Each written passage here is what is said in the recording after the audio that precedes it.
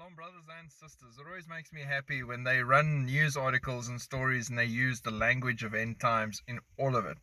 Just speaking exactly what's actually happening. Sometimes on purpose, sometimes without realizing it. Globalists run story about how to get ready for the end of the world, anticipating the apocalypse. Asks the UN to agree on new political declaration on pandemics this week.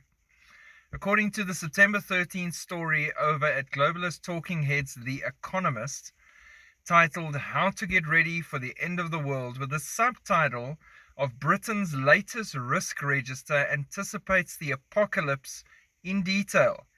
It's called the Book of Revelation. They should look into it. The highest scoring threat factor going forward is, you guessed it, the pandemic, the new one. With that globalist run outlet again, the pandemic, the end of the world, they're trying to get everyone stressed out to get some more snake bites. But still, they say terrorist attacks on transport scores 3. The delicately euphemistic nuclear miscalculation scores 4, right? Which should actually be the highest score right now. By contrast, the accidental release of a hazardous pathogen and assassination of a high-profile public figure, barely worth bothering, at a 2. The highest scoring is pandemic at 5.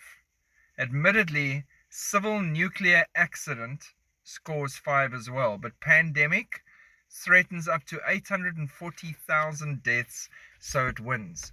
If they use their little brains, they'll figure out that in a nuclear exchange, those deaths will run into the billions, not just from the direct impacts, but from the nuclear fallout that will spread with prevailing winds across the world.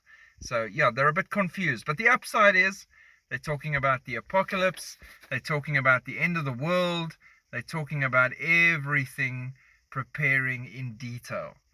They're spot on. It is right at the door. I'm excited because I'm going to the wedding feast of the Lamb. And I'm excited because I know how short the time is before I see my King again.